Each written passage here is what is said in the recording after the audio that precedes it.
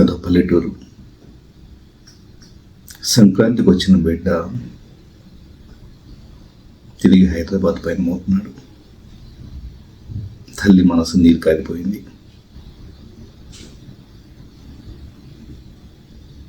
అమ్మ, నువ్వేం దిగులు పడకు, నేను మళ్ళీ మళ్ళీ వస్తుంటా కదా అని భుజం తట్టి బిడ్డ చెబుతున్నాడే కానీ ఆ తల్లి మనస్సుని శాంతింపజేయడానికి మాటలు సారటం లేదు. చాలామంది మాటలను నమ్ముకుంటారు, మాటల్లో అన్ని ఎమోషన్స్ని వ్యక్తం చేయొచ్చు అనుకుంటారు. భాష పుట్టుకొచ్చింది భావాలు పంచుకోవడం కోసమైనప్పటికీ నిజానికి హృదయం లోపల ఉండే గాయాలు కానీ, హృదయం లోపల ఉండే ఇన్సెక్యూరిటీస్ కానీ, ఒంటరితనాలు కానీ, భయాలు కానీ, దుఃఖాలు కానీ, కోపాలు కానీ, ఆవేదనలు కానీ, విచారాలు కానీ, వీటన్నిటినీ ఉన్నవి ఉన్నట్లుగా వెలికి తీసి బయటకి కమ్యూనికేట్ చేయడానికి లాంగ్వేజ్ సరిపోదు.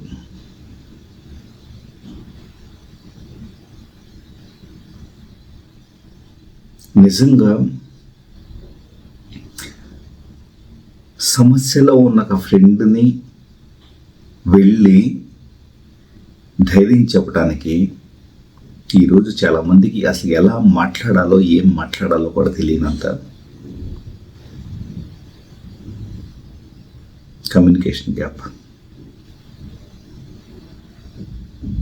అసలు ఊరుకోరా, అంతా నా రోజులు పోతే అంతా సెట్ అయిపోతుందని చెప్పేసి అని ఒక క్యాజువల్ కాన్వర్జేషన్ చేస్తారు. కానీ వాళ్ళు ఊరుకోరా అని చెప్పేసి అని అనే మాటలు ఎదుటి వ్యక్తిని నార్మల్ చేయలేవు అన్న విషయం వాళ్ళకే తెలుసు.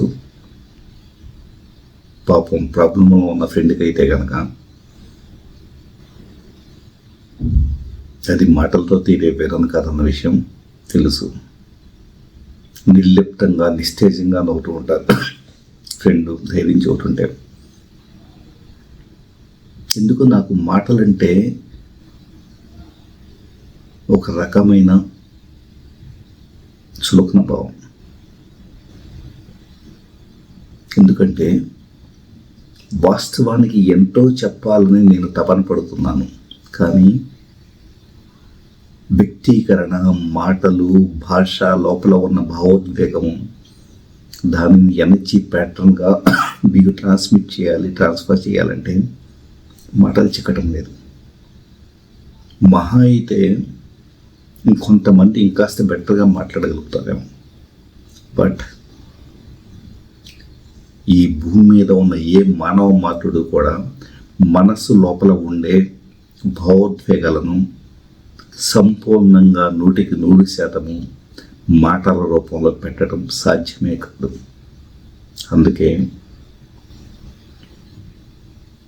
చాలాసార్లు మాట కన్నా, శబ్దం కన్నా మౌనం చాలా అర్థవంతంగా ఉంటుంది, చాలా శక్తివంతంగా ఉంటుంది.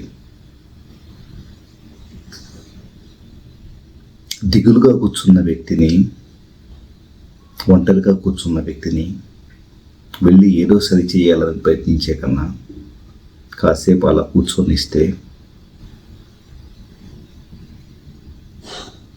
ద సెల్ఫ్ రిఫ్లెక్షన్ ఆటోమేటిక్గా సమస్యని సాల్వ్ చేస్తుంది. అది మాటలతో తీరే వేదన కాదు, మాటలతో తీరే దిగులు కాదు.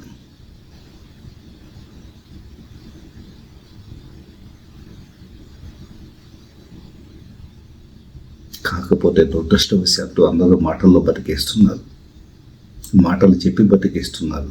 ఆ మాటలు మనసుకు జరిగే గాయాలను సరిచేయలేవని తెలిసి కూడా జస్ట్ మాటలను నమ్ముకుంటూ ఉంటారు.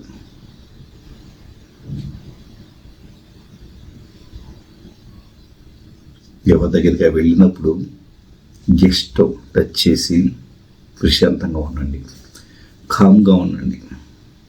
మీ హృదయాన్ని ఓపెన్ చేస్తే మీ ఇంటర్నల్ స్టేట్ ఆఫ్ మైండ్ వాళ్ళకి మీరు చూపించే love and affection, care and concern ఆటోమేటిక్గా అది ట్రాన్స్మిట్ అవుతుంది. మీ ప్రెజెన్స్లో తెలియని ధైర్యం వాళ్ళకు వస్తుంది. అంతే తప్పించి మాటల్లో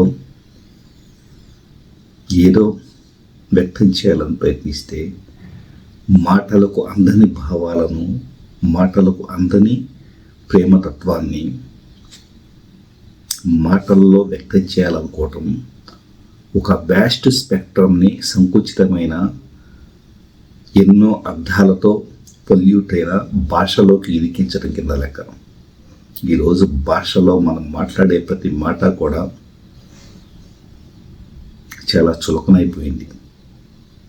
అది ఇంతకు ముందు ఉన్నంత గాఢతను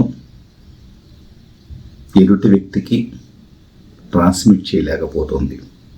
కాబట్టి మాటల కంటే వాళ్ళ ప్రెజెన్స్లో మనం చూపించే ఆ కామ్నెస్, ఆ internal state of care and concern electromagnetic energy లాగా వాళ్ళకి ఆటోమేటిక్గా ట్రాన్స్మిట్ అయిపోతుంది. జస్ట్ ఓపెన్ యువర్ హార్ట్ చక్రం, అన్నీ ఆటోమేటిక్గా సరైపోతాయి. మరో ఇంట్రెస్టింగ్ వీడియోతో మళ్ళీ కలుస్తాను. నల్ల మొదటి